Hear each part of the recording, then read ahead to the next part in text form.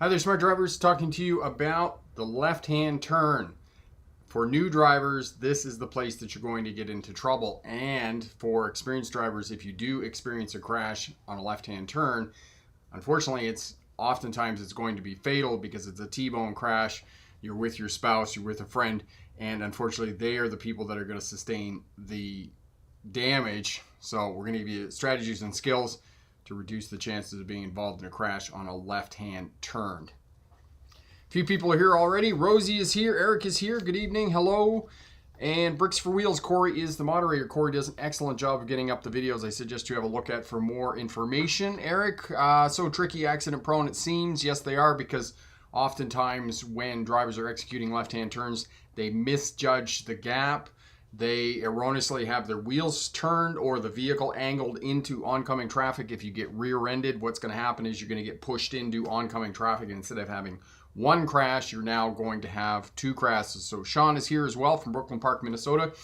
Sean has picked up 2 live streams today, so he's going to be even smarter as a driver. So if you're tuning in, let us know where you're tuning in from. Let us know what class of license you're going for, and if we can help you out passing a driver's test, becoming a safer, smarter driver, or starting a career as a truck or bus driver. Marion is here. Hello from stormy Vancouver. And yes, it has not been great weather here on the west coast of Canada. It has been rainy, cold, and overcast. And as Marion says, lots of storms there. We have just had a mountain of rain, pardon the pun, because we're in the Rocky Mountains. We've had a mountain of rain here on the west coast, which is good for us because it reduces our chances of having a fire season. We're still going to have a fire season, but less likely. And Eric is tuning in from Minneapolis, Minnesota, the Twin City there. So yes, let us know where you're tuning in, how we can help you out. The way that it works here is we'll spend the hour helping you out, passing a driver's test, becoming a safer, smarter driver. All your questions, giving you answers about anything about driving, and then we'll just here momentarily, we will go through the presentation. Presentation is about 10 or 12 minutes, and then we'll come back. We'll spend the remainder of the hour answering any questions you have about passing a driver's test, all that other good stuff that I said about driving. P&V friends, how are you, my friend? Crystal is here as well. Had a ton of rain here too in Vancouver. It does rain a lot in Vancouver. That's on the other side of the Rocky Mountains where the precipitation, if you remember from grade 10 geography class, the water comes off the Pacific Ocean. The prevailing westerly winds hits the mountains and all the rain from the clouds drops because it can't make it over the mountains. And they get lots of rain there on the west side of the Rocky Mountains where my friend Marion lives. And I lived on Vancouver Island for 5 years. I'm not a rain person. I would rather have snow in the wintertime. And I know from the years that I've been doing the YouTube channel that people are terrified of driving in the snow. They're more terrified of driving in the snow than they are of driving in hurricanes, driving in tornadoes, driving in, what was the other one? Tornadoes, hurricanes, and forest fires. They were more scared of those, of driving in winter than they were of those 3 other conditions. So people are very, very terrified of driving in snow in the winter time. And there's some people who just absolutely won't do it.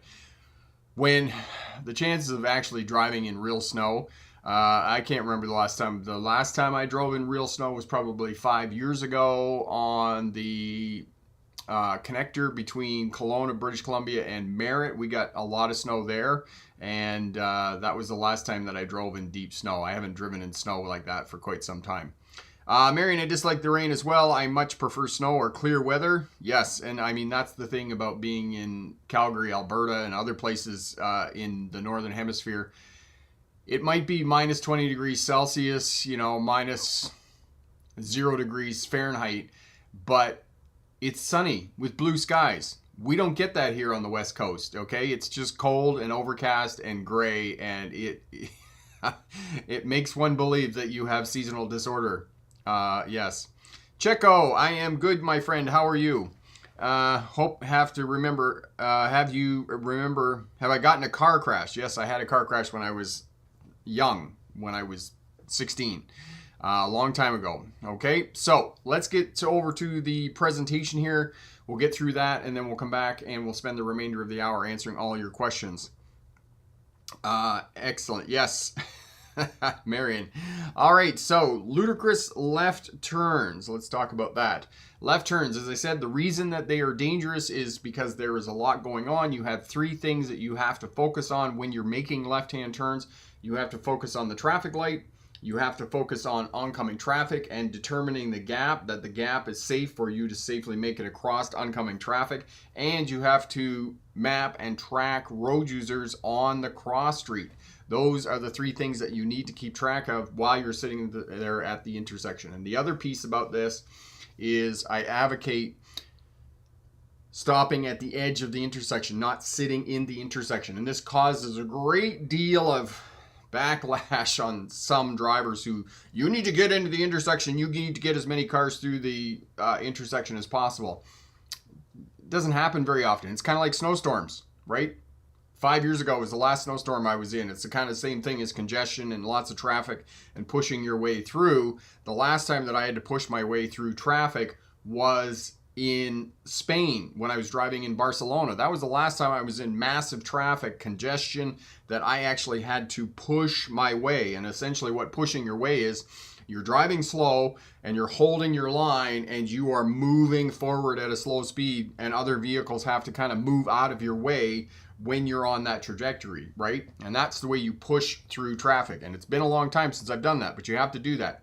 So unless it's heavy congestion and you have been sitting at the light for 4 traffic lights, there's no need for you to be in the intersection, okay? Sit back at the edge of the intersection, and then when your gap presents itself behind the vehicle approaching the intersection on the other side, when the car gets to the crosswalk on the other side, then you move straight into the intersection and turn behind the other vehicle. That's how you safely do that.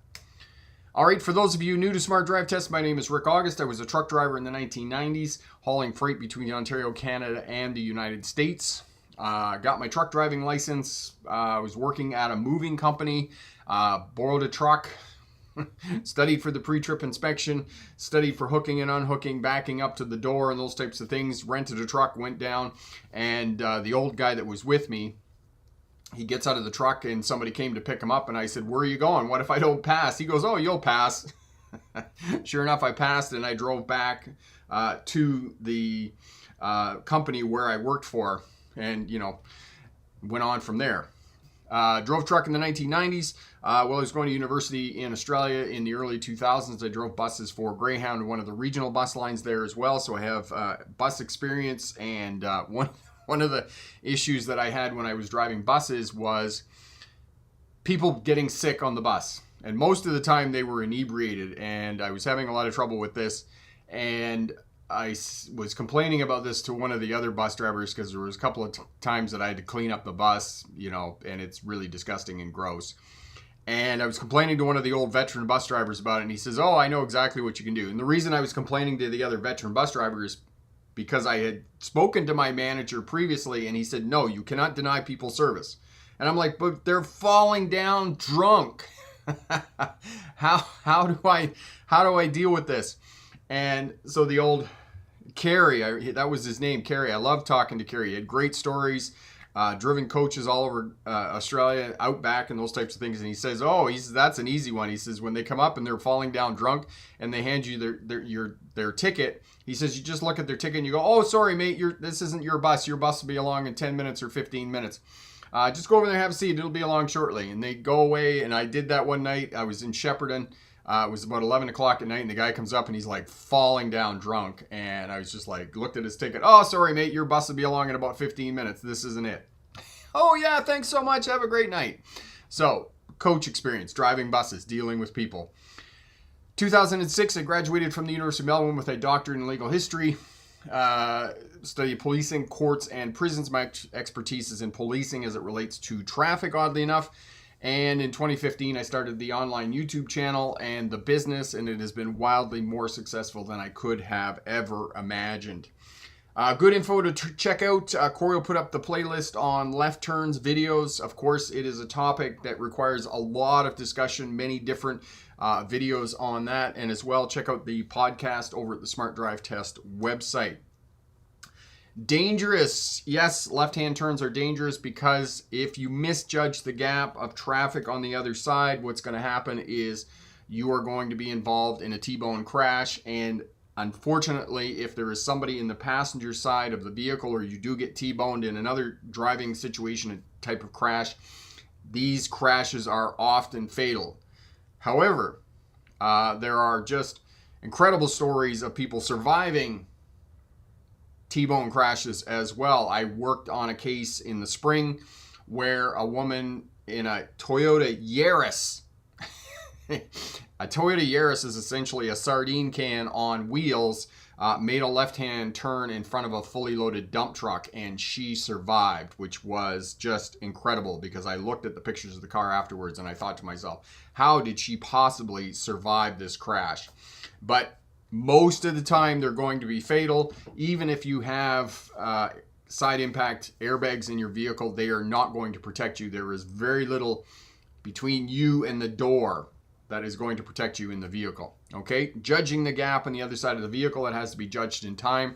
And if this is something that you are learning and this is something that you are struggling with, work with a mentor, work with a driving instructor to help you to get experience with determining the gap on the other side of the roadway. And if you're still struggling with this, go down to the intersection, because on a multi-lane road that's say it's 4 lanes at a complex intersection, it's going to take you 6 to 15 seconds. So you need to figure out what a 6 to 15 second gap looks like. And as well, Corey will put up the video for you on judging gap, and that will help you out to know how to determine gap. Eric says a Toyota Yaris is a Ford Fiesta or a Chevy Champ. Yes, it is. It's a Honda Fit. There's another one. A Dodge Colt. Yes, those are all little tiny sardine cans on wheels that do not offer a lot of protection when you're driving in left-hand turns. Okay, if you're learning how to do left-hand turns and you are not, not competent with this yet, you haven't had a great deal of experience with it, start in a suburban area with quiet traffic, little bits of, very little traffic, low density traffic. That's what I was trying to say. Yesterday I was out walking Striker, the dog, the Frenchie, and I saw the car. I was nearing the intersection and the car was coming up to make a left-hand turn, and I was pretty sure it was a student just because of how the vehicle was turning and how long they were sitting there waiting. And then the car made the turn and drove within 2 feet of me. And of course, I actually stepped back off the roadway onto the grass strip next to the roadway, and I'm looking at the people in the car, and then I realized that it was a driving student, and they drove up the road and they stopped about 2 blocks away. I was actually really tempted to go back and knock on the window and say to the examiner, the student just failed their driver's test because they crowded a pedestrian.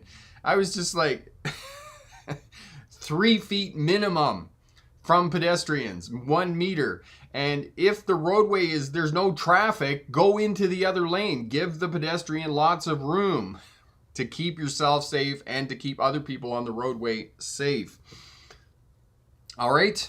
Get comfortable with the steering wheel. If you're still trying to figure out how much to turn the steering wheel when you're going around corners and whatnot, you need to go back to the parking lot. You need to work on backing into a parking space. You need to work on backing around corners, 3-point turns, those types of things, because you should have mastery of the primary controls before you get out on the roadway. And the primary controls consist of the steering wheel, the brake, and the accelerator. Those 3 primary controls. You shouldn't be trying to figure out how much to turn the steering wheel on your vehicle when you're going around corners, when you're out on the roadway and you're learning how to drive. All right? So get comfortable with the steering wheel. Find your landmarks. All right? When you start turning the steering wheel to make your left-hand turn, if it's a single lane road, you should be in line with the cross street. So you sitting in the driver's seat should be able to see the cross street, and that's when you start turning the steering wheel to go around the corner to make your left-hand turn. Shoulder checking, shoulder checking, shoulder checking. And for those of you who have been on the channel before and know this, every time you change directions of the vehicle, shoulder check. This is the biggest and most common mistake that students fail driver's test is shoulder checking, shoulder checking, shoulder checking. Every time you change directions of the vehicle, shoulder check in the direction that you're going, okay? And when in doubt, for shoulder checking, every time you turn the steering wheel, that's when you should be making shoulder checks, all right? Now, you're going to be going around curves and corners and those types of things. You're going to be turning the steering wheel. Well, in those situations, you don't need to shoulder check. But when you're turning, when you're changing lanes, changing directions of the vehicle in a parking lot, shoulder check, shoulder check, shoulder check. Again, it comes back to keeping hazards and obstructions in front of your vehicle, not in your flanks, okay? One conventional army against another conventional army. The basic military tactic is to outflank the other army, get to their sides and attack. It's the same thing in a car. Your blind areas on the two sides of your vehicle are your flanks. You want to keep hazards and obstructions out of your flanks and keep it in front of the vehicle. And this is why we shoulder check, to look into those blind areas. Not shoulder checking when driving is the same thing as picking up a weapon and not checking to see if it's loaded, is to gun safety. Why on any planet would you move a 3,000-pound vehicle at speed, change directions, and not shoulder check? Shoulder check, shoulder check, shoulder check. All right, as I said in the introduction, I do not advocate moving into the intersection. And I know there are a lot of people out there, and they're probably not on my channel because people get very irate about this. That they believe that you should move into the intersection because you are causing congestion if you don't otherwise. Now, yes, there are some people who wait back behind the stop line. That is too far back, okay? You need to be with the front of the vehicle at the edge of the intersection. Your landmark for that, front steer tires on the front crosswalk line. You're sitting there, you're waiting, you're looking at the gap, looking for your gap. The gap is behind the vehicle that is approaching the intersection. When it hits the intersection, the front of the car on the other side of the intersection hits, then you drive straight forward into the intersection. When that car goes past, then you turn. The reason I advocate and teach that you wait at the edge of the intersection is because hazards and obstacles are in front of you. And I said that there are three things that you're looking for on a left-hand turn. You're watching the traffic light, you're determining your gap and deciding when your gap is coming, and you're watching the pedestrians and vulnerable road users on the cross street. When you stay back at the edge of the intersection, you're committed to the intersection, but you're not in the intersection. As well, your hazards and obstructions are in front of you. Those pedestrians over there on the cross street are in front of you, and it's going to keep you safer. As well, you're going to spend less time in the intersection because you have speed. You're driving straight forward, gaining momentum, and then you make your turn and you reduce the amount of time that you're in the intersection. You're in the crosshairs of the oncoming traffic, and you are going to be safer when you're executing your turns, okay? So, stay back at the edge of the intersection, okay? If the light turns yellow and you are waiting, as soon as the light turns yellow, because you're monitoring those three things when you're sitting there making your left-hand turn. Yellow light, oncoming traffic, cross traffic, the pedestrians on the cross street. As soon as the light turns yellow, you're driving straight into the intersection. Now, you may have to control your speed and go nice and slow into the intersection because you're double checking, triple checking, quadruple checking that the oncoming traffic is in fact coming to a stop, because you cannot go until that oncoming traffic comes to a stop on the other side of the intersection. When it does come to a stop, that's when you proceed around on the left-hand turn. So the light turns yellow, the light goes to red. Remember, you own the intersection. You need to clear the intersection when you're making your left-hand turn. Okay, the other piece about this, and this image is not very good, but there is an arrow pointing to a right-turning car on the other side of the intersection. So not only are you mapping and tracking pedestrians and other vulnerable road users on the cross street, you're also keeping an eye on right-turning vehicles, because approximately 50% of traffic does not turn right lane to right lane. Approximately 50% of traffic does not turn left lane to left lane.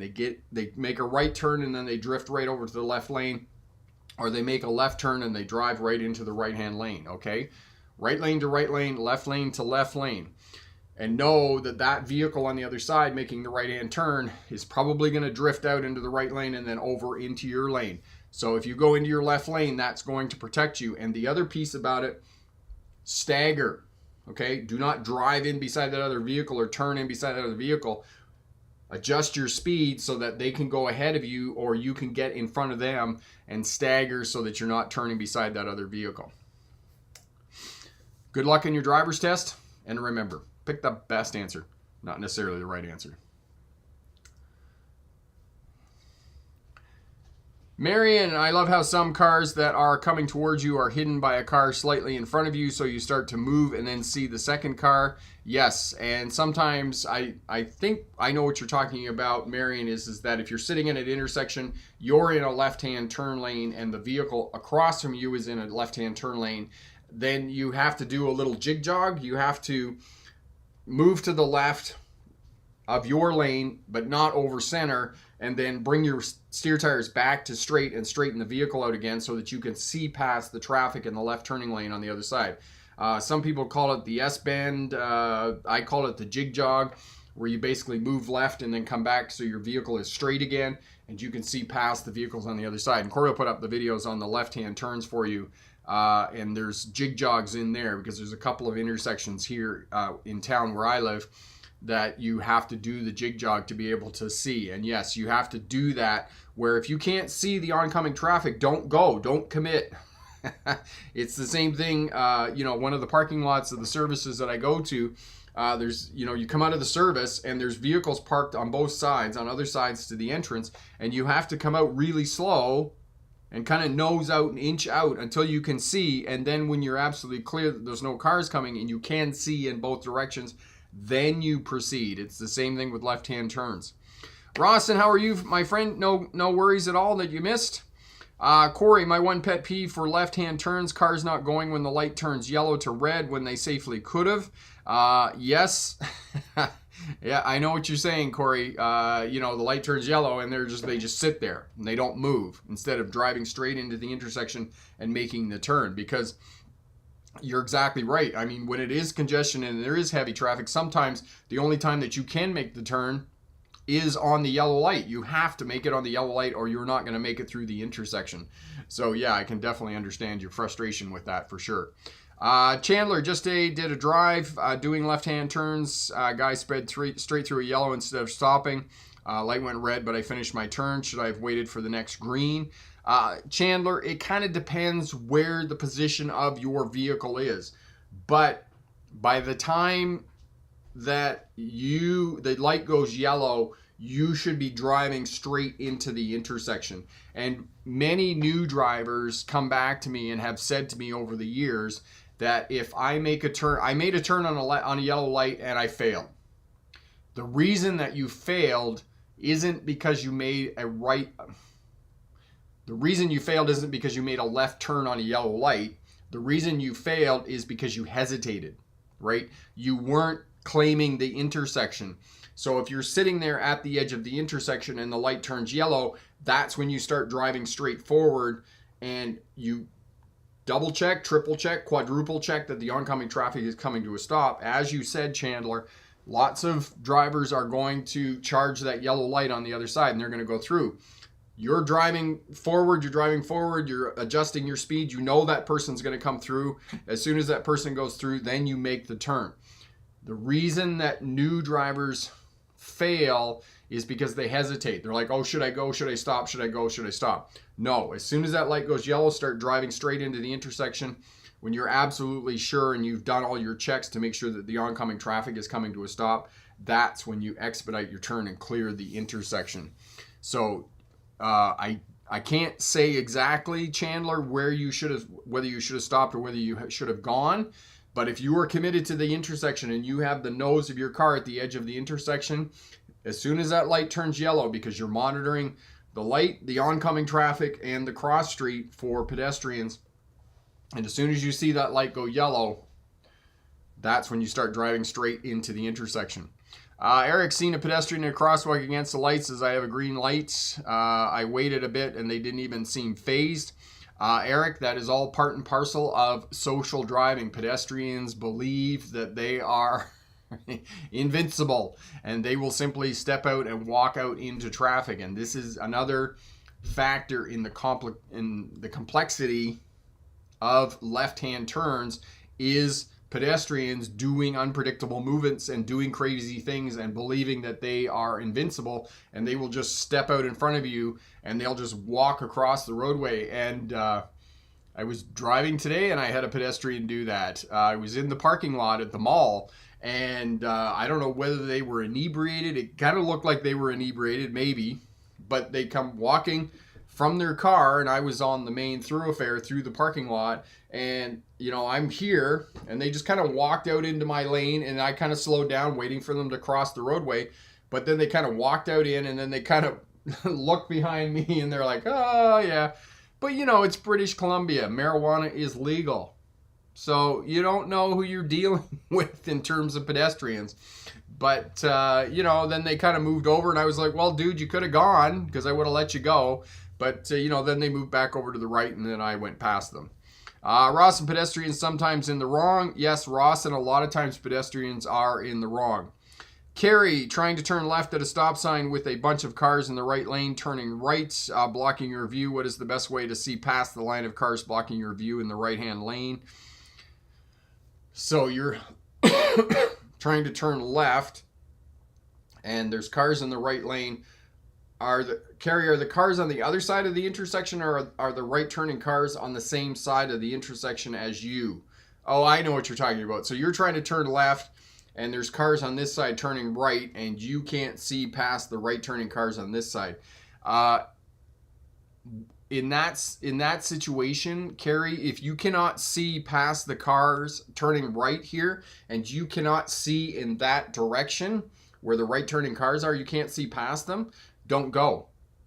Wait until you can absolutely see, because you can't just blindly drive into the intersection. You got to make sure that there aren't any vehicles coming from your right-hand side where those right turning cars are. So I know that it can seem like a very long time that you're waiting for that right turning lane of cars to turn, but you have to wait until they clear. You have to wait until you can see when you're turning left, because you need both lanes of traffic clear, not just one. The right turning cars just need one lane of traffic clear. And I know what you're talking about, because it happens at one of the intersections when I come back from jiu-jitsu. There's right turning cars, and they'll get up on the inside of you, and there's a big long line of right turning cars, and they're turning and they're turning and they're turning, but you can't see past them. You have to wait until that clears and you can see. And this is just a general rule for everybody who's driving. If you can't see at an intersection, don't go. Wait until you can see. Wait until you are absolutely sure that the way is clear before you proceed. Okay? Marion, there you go. That's one of the questions I asked. I tend to stay on the edge of the intersection until the light turns yellow. Yes, and then drive straight into the intersection, Marion. And as I said in the presentation, the other piece about staying at the edge of the intersection with the front of your car at the edge of the intersection, you're keeping hazards and obstacles in front of you, right? You don't want them in your flanks. If you're out in the intersection, now you've put the cross traffic, the pedestrians on the cross street, into your flank, into your blind area here. And now you have to shoulder check to safely turn here, and you have less ability to judge safely. The other piece about that is, I had a train of thought. Now it's gone. I've completely lost it. Right. I know what I was going to say. The other piece about that is your A-pillar, the two pieces of the metal of the car that hold the windshield on, is that pedestrians can hide in that blind area. If you are back at the edge of the intersection, you can simply move forward at the hips, move forward and backwards to eliminate that blind area created by the A-pillar. If you are in the middle of the intersection, pedestrians will actually hide behind that A-pillar, and it is really difficult to eliminate that blind area to be able to see pedestrians in the intersection who are crossing on that cross street.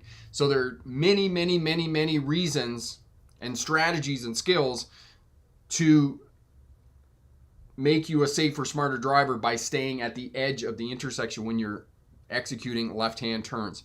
Chandler, I was doing a left odd situation, guy going straight, then slow, then speed up. I was waiting for him to clear, but car at the back of my honking. I went straight due to pressure. Yeah, this is the other piece. Eric, blame it on the puppy. Yes, well, the puppy's actually behaving himself. I think he got a lot of walking today, so he's having a big old snooze. Chandler, yeah, the other thing, Chandler, and this is tough. We talked about this distracted driving lesson, I believe, road rage. Other drivers, part of social driving is pressure to go. Hurry up and go, right? You're in my way. Get out of my way. If other drivers are honking at you, just ignore them. I know that's easier said than done, but just ignore them. Don't let them pressure you into doing something that may jeopardize your safety out on the roadways, okay? Just wave and smile and say, have a nice day, in your most sarcastic, dripping voice that you ever can. Because I do that to people all the time. You know, have a nice day. And I'm thinking in my head, go and have your crash somewhere else. And usually there's an expletive there. But, you know, just smile and wave. Have a nice day. Let them go and have their crash somewhere else. Don't let people deter you from what you're doing because they think you should be going. People are impatient, and that's unfortunate. Hurry up and go. That is a reality of social driving. The peer pressure is a reality of driving. Do not succumb to that. All right. Excellent. Okay, so left-hand turns, keeping yourself safe. I had a smart driver ask me about a week ago, and unfortunately I need to, well, not unfortunately, I need to make a video on this. The smart driver was asking me about how to protect themselves from being rear-ended when making a left-hand turn at an uncontrolled intersection. Now, uncontrolled intersections, in the truest sense of an uncontrolled intersection, is an intersection that doesn't have any controls. It doesn't have a stop sign, a yield sign, or traffic lights. Those don't exist, okay? They've gone the way of the dodo bird, the unicorn, you know, transistor radios, those types of things. It's all gone. However, if you are on a major road and turning onto a minor road, the minor road will be controlled by two-way stop signs. That is about as close to an uncontrolled intersection that you will get to. Now, how do you protect yourself from being rear-ended? Say you're on a highway and you're making a left-hand turn and you're in the lane. There's only two lanes going in each direction. First and foremost, signal early to keep yourself safe on the left-hand turns. Our eyes are attracted to light and movement. So the flashing of the signal will get the attention of the people behind you. The other strategy and technique you can put in place is you're watching your center mirror, you're monitoring your center mirror, monitoring your wing mirrors, and watching the traffic coming up behind you. If you see the traffic coming up behind you and they're coming up really fast, pump your brake pedal, okay? That will flash the brake lights behind you, and that too will get the attention of the approaching vehicles behind you. So these are a couple of things that you can do. The other thing, you know, what Chandler was just talking about, I mean, the other piece is if there's somebody coming up and they are not slowing down, you're pumping your brake pedal, you're flashing the brake lights, you've got your signal on, you've done all the things you can. Sometimes you might just have to abort the turn and just drive straight forward so that you don't get rear-ended by that person behind you, okay? You can always go down, make a U-ey and, you know, turn around somewhere and come back and make a right-hand turn. That's another option that you can do as well when you're not making your left-hand turns on unpredicted intersections where you don't have a traffic light to help you out and those types of things, right? So that's something that you have to do as well. But signal early, pump your brake lights if you think the person behind you isn't going to stop, and that's going to help you out with left-hand turns. Now, we talked about the fact that left-hand turns are fatal due to the fact that it's a T-bone crash. There isn't anything in the vehicle that's going to protect you, right? There's a door, and yes, the door looks really big and really heavy, and it always makes me laugh when I see the post on Facebook or Twitter or something else, and they show the picture of this old 1972 Dodge Charger or a Lincoln Continental, and they show you the door, and they're like, this door weighs more than an entire car today.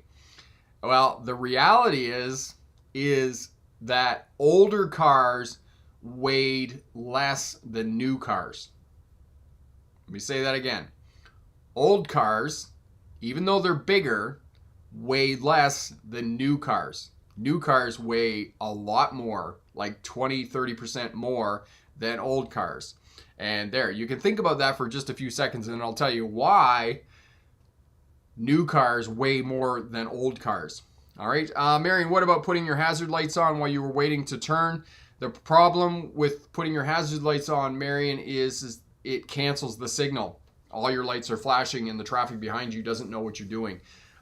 So it's better to pump your brake lights, because then your signal will stay on and the traffic behind you will know what you're doing. I don't like four-way flashers. The only time that I like four-way flashers is if you are going slow on a roadway where you shouldn't be going slow. We used four-way flashers, and for those of you who live on the West Coast or are in the mountains, if you're in West Virginia, the mountain state, is big trucks. If they're going up the hill and they're doing less than 40 miles an hour, 60 kilometers an hour, they will put their four-way flashers on to tell traffic behind them that they are going slow. And I'll tell you a story about that. I drove, as I said, I drove truck in the 1990s, and then in the early 2000s, I went to Australia.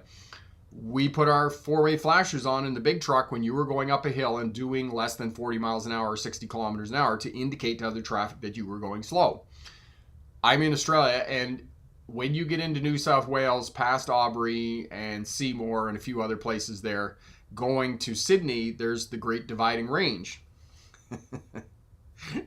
It might have been great at one time, but it's great does not equal tall. It's not high. It's like a big hill, which is funny, right? Because the first time I saw it, I went, oh, really? That's not what I envisioned in terms of Great Dividing Range. Anyway, one night, late at night, of course, it's 2 or 3 in the morning. I'm driving the bus. I'm going to Sydney. It's the overnight express. And I come tearing up the hill, and the bus I'm in is doing 100 kilometers an hour, and the truck in front of me is going slow. And they didn't activate their four-way flashers because that is not part of the commercial driving culture in Australia. And I come up on this truck, and I scared myself to pieces, because all of a sudden there was the truck, and I was going a lot faster than the truck was. So it's a really good driving skill to keep yourself safe if you're driving a big truck or driving a bus or an RV or pulling a trailer or any of those things. If you're doing less than 40 miles an hour, 60 kilometers an hour pulling a hill, put your four-way flashers on. Same thing as if you're in a residential area or someplace and you're looking for an address and you're driving slow and erratically and those types of things because you're focused on the building numbers. Turn on your four-way flashers to indicate to other people that you were doing something unpredictable on the roadway. Eric, I meant turn them on briefly for 1 to 2 blinks. Usually, Eric, like I said, it's going to cancel the signal because all 4 flashers are going on, and then it could potentially confuse people behind you, and they wouldn't know that you're turning. I would just say use your turn signal. Another reason that I say that, when I started teaching truck driving here where I live, one of the test routes that they had was you come out of the side road and then turned onto the main highway on a hill, going downhill.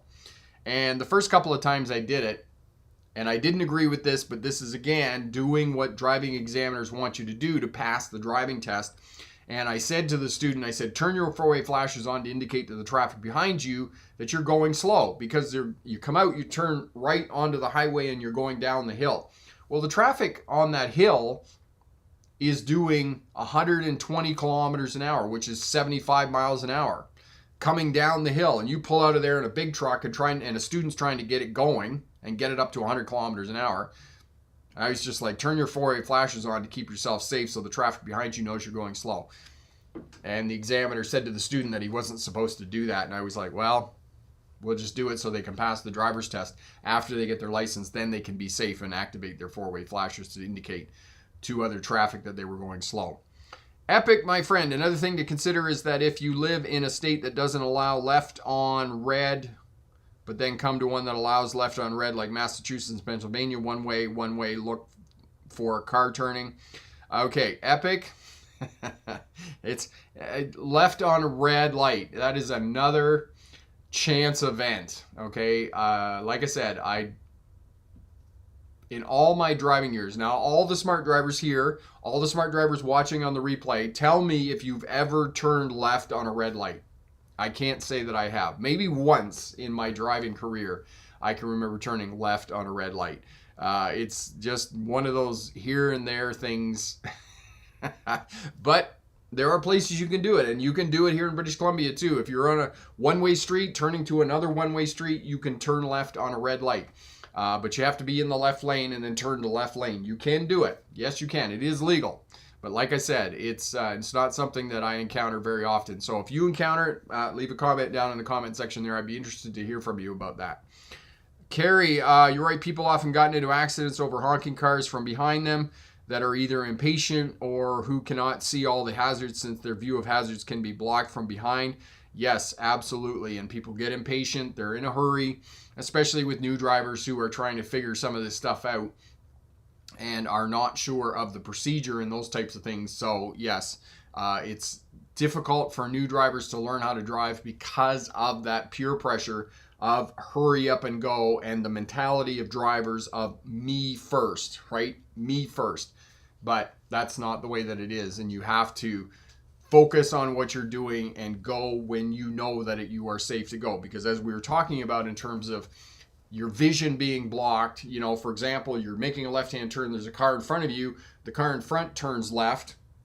It's impulse to follow that left-hand turning car because you think, oh, it's clear, but then the car turns and there's another car coming, so you can't go. Or you're sitting at the intersection and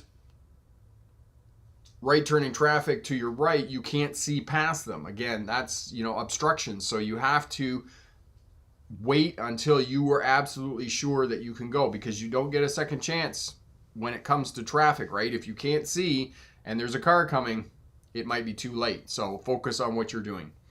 Marion, I don't understand that one. Left on a red light doesn't seem safe to me. I had that on my written test. Marion, it's one-way street to a one-way street. That's the only time that you can make a left-hand turn on a red light, okay? You can't do it in any other situation. Like at a conventional intersection, you can't make a left turn on a red light. It's one-way street to a one-way street, okay? As Corey just wrote there, from one-way street to a one-way street. Chandler, it wasn't a regular honk. It sounded like a police honk. I don't know what freaked me out. Okay. So like a fire truck horn or a train horn or something like that. Yeah, you know, and people, there are some people who have retrofitted their vehicle with louder horns and weirder horns and those types of things. So yeah, maybe it was something different. Left-hand turns, that's what we're talking about today, how to keep yourself safe. And as I said, staying at the edge of the intersection. That's what I teach, because you keep hazards and obstructions in front of your vehicle. And there are people out there who, if they were here and heard me say that, not moving into the intersection, they would give you a just tremendous backlash on that.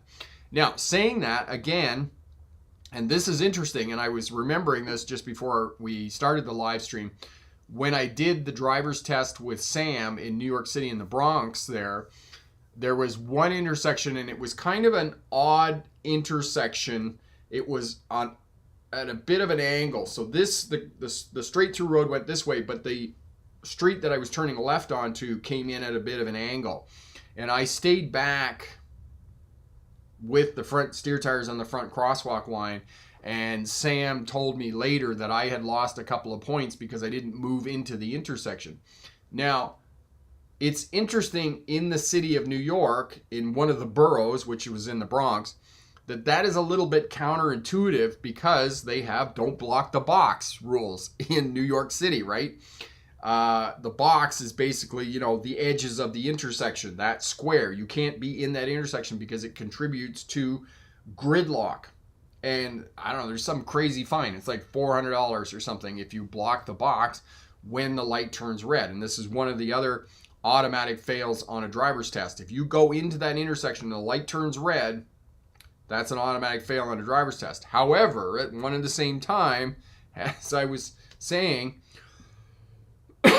excuse me, on the driver's test, if you don't move into the intersection, you lose a couple of points. And this is what happened with Sam. And Corey put up that video for you on failing a driver's test in New York City.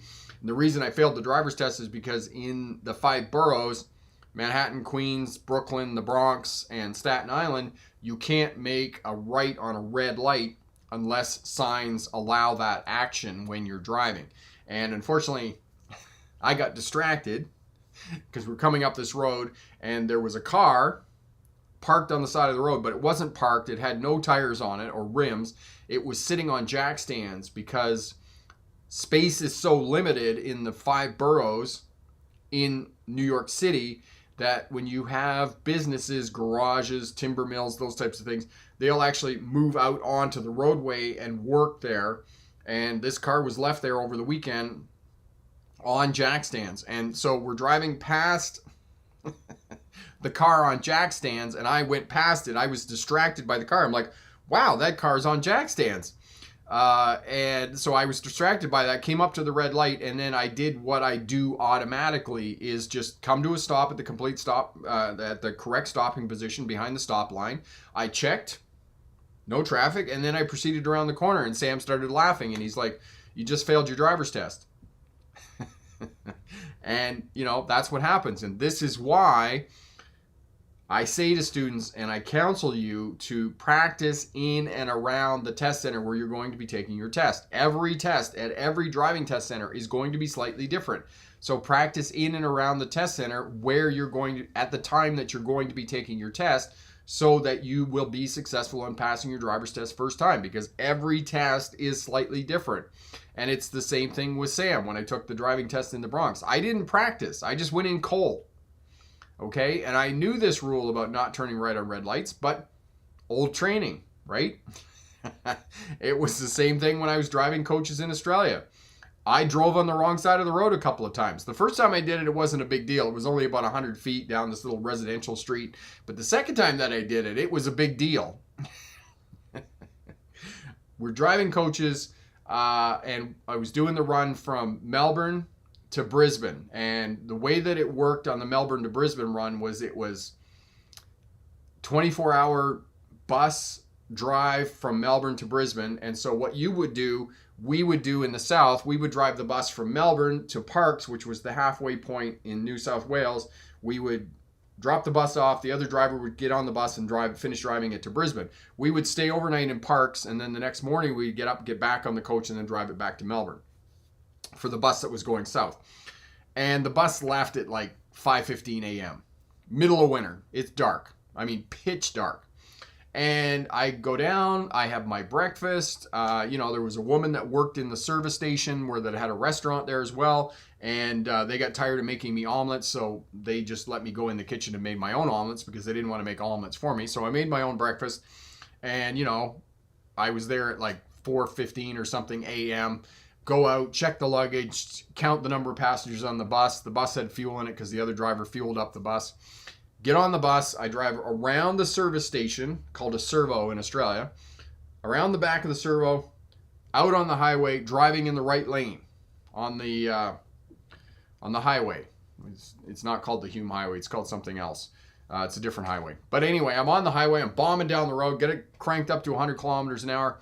And you can see across down the highway. You can see for miles because it's the outback. And there's a truck coming towards me, and I'm looking at it like a big truck, like cab over semi truck. And I'm thinking, there's something odd about that truck. Something odd. So we get closer together. We're probably a couple of kilometers apart, and I'm thinking to myself, that's really weird. That truck's in the wrong lane.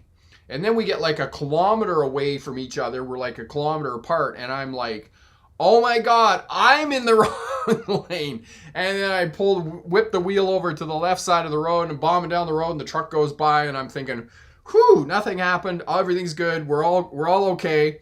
Nobody saw anything because nobody came up and talked to me or anything. So anyway, it's like, we left at 5 o'clock in the morning. We drove for 5 hours. We got to the rest area at 10 o'clock or something in the break. And we get off the bus, and of course I'm standing there waiting for everybody to get off the bus. And these two young blokes come up to me, and they're like, oh my God, were you driving on the wrong side of the road this morning? I said, no, I was driving on the right side of the road this morning. I just needed to move over to the correct side of the road. So sometimes it happens, right? That you make mistakes, not intentionally. And this is what I'm talking about.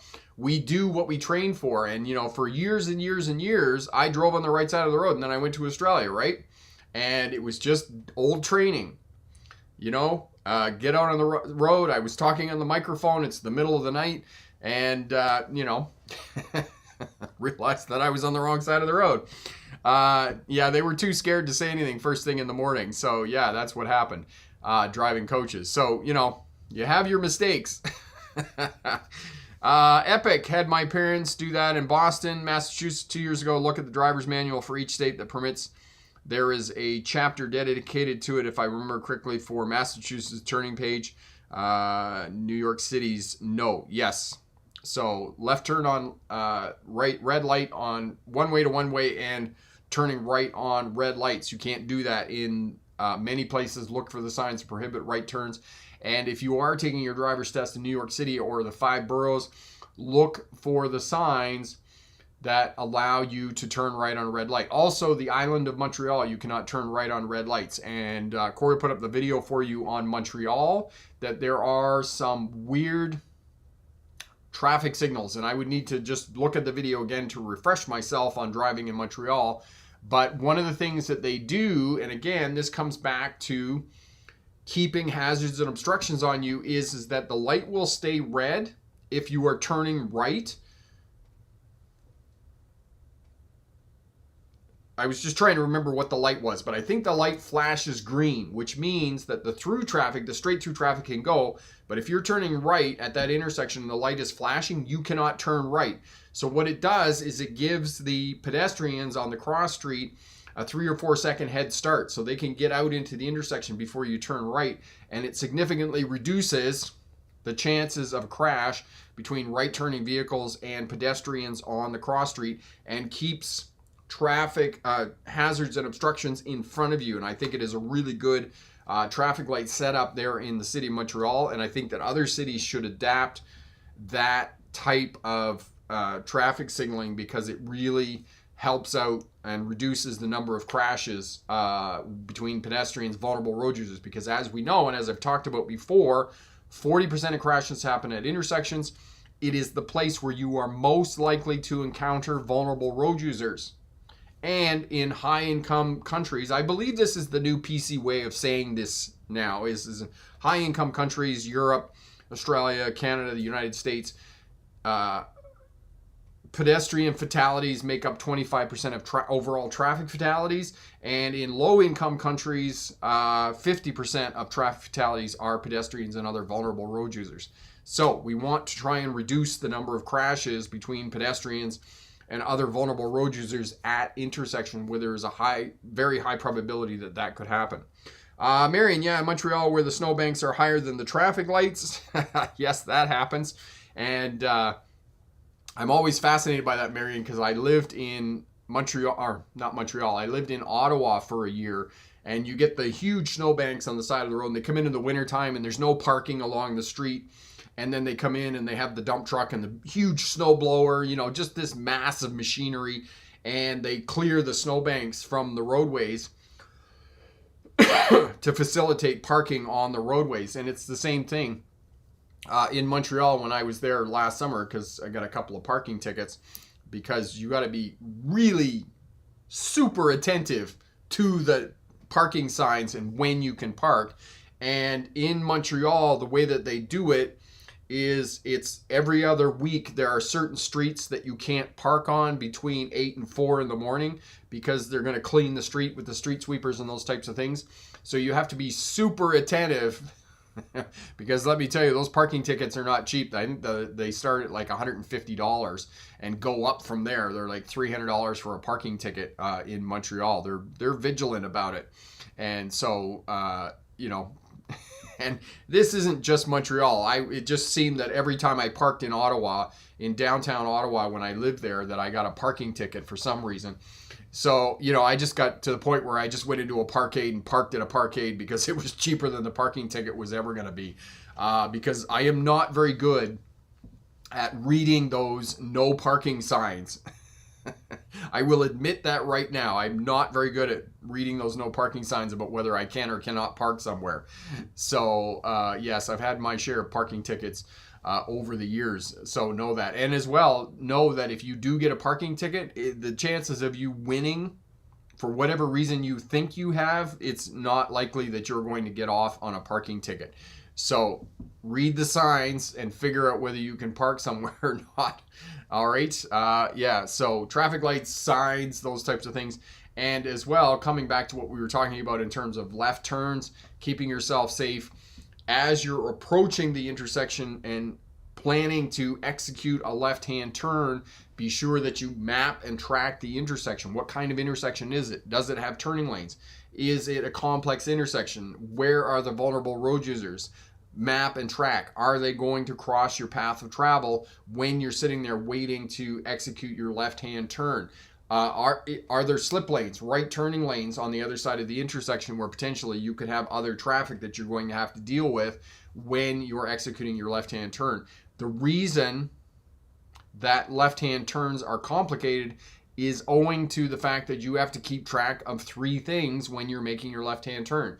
Keep track of the traffic light, you have to keep track of oncoming traffic, and you have to keep track of the vulnerable road users on the cross street and give way to those because they have the right of way. And of course, cyclists, kids on e-scooters, wheelchairs, what else have we got? Mobility devices, all those types of things. They're all doing goofy things when they're driving. And Corey's put up the video on how to read road signs, so have a look at that video as well, and that will help you out. Koala. Eric says you mean koala. Yes, in Australia it's koala. We had to work pretty hard when we were there last year to go and see koalas. We did in fact see koalas, but they're not, people think that they're cute and cuddly. They're furry and stinky and they have claws and they're not very nice. And as well, koalas, they're not bears. They're just koalas, right? You know that. Not bears. Not koala bear. It's not a koala bear. It's not a bear. It's just a koala, okay? And when you see them, they're usually just inert. They're not doing much up in the tree. They're just sitting there because they're the only animal that can eat eucalyptus leaves. And eucalyptus leaves, the gum tree, they're poisonous, right? The reason that they can eat them is because they have a very slow metabolism and their body can deal with the poison. But most of the time they're stoned when they're in the trees. And so when you see koalas, not bears, just koalas, when you see koalas in the trees, they're just there. It's like looking at a sloth. They're not really moving. They're not doing anything. They're not cute and cuddly like they are on the, documentary channel, on, Nature's documentary channel or whatnot. They're not cute and cuddly, even though we'd like to think that they are. All right, Epic, which is safer when doing a left turn, advance into the intersection or stay in the turn lane? If I advance into the intersection, I can get into an accident. 2-way to 1-way left on red. Okay, so the best way to do it, Epic, front of your car at the edge of the intersection. Look for your gap on the other side of the intersection. When you see the car approaching with the gap is behind that car, when it gets to the crosswalk on the other side of the intersection, then drive straight into the intersection. When that car goes by, then you turn. So I do not advocate being in the intersection because if you're in the intersection and something happens, you're in it. And you don't want that to happen. So stay back, front of your car at the front, at the edge of the intersection, and your landmark for that is front steer tires on the front crosswalk line, and that will keep you safe when you're executing left-hand turns. As well, by staying back farther, you now have hazards and obstructions, the vulnerable road users on the cross street in front of you, and your A-pillar is not going to create the same blind area as if you're in the intersection. If you're in the intersection, that A-pillar is going to create a blind spot that you're probably not going to be able to see around without doing some, calisthenics or, bendy stuff and looking around and those types of things. Elevator fan, I had a car cut me off and almost hit me, but you didn't, and that is really great that you're okay, elevator fan. Always good that you had a near miss, which is going to keep you safe on our roadways. Left-hand turns, okay? They are the most challenging for new drivers because it results in a T-bone crash, and if you're involved in a T-bone crash, oftentimes if there's somebody in the passenger seat, it's going to be fatal. I know there are a lot of smart drivers that have come back and told me they've been in a T-bone crash and they have survived. And any crash that you can walk away from is a good crash. But no, for the purposes of T-bone crashes, there is nothing in that vehicle that is going to protect you. Even if you have side impact vehicles or side impact airbags, it's not going to protect you. It's going to do very little because most of that energy is concentrated in a very small area, and it's usually right at your torso in the car. However, there are incredible stories of people surviving these kinds of crashes, car crashes and whatnot. But reduce your chances significantly. Wait at the edge of the intersection. Monitor those three things: traffic light, oncoming traffic, vulnerable road users on the cross traffic, and all of that will significantly reduce your chances of being involved in a crash when making left-hand turns. Finally, peer pressure. It is real when you're driving, and as a new driver making left-hand turns, hurry up and go. Other drivers honking. Focus on what you're doing to keep yourself safe when you're making left-hand turns. Leave it there for tonight. If you passed the driver's test in the last couple of weeks, congratulations on that. If you have a driver's test coming up in the next week or so, good luck on that. Drop us a comment down in the comment section if you have any questions at all. Hit that thumbs up button, and remember, pick the best answer, not necessarily the right answer. Have a great day. Bye now.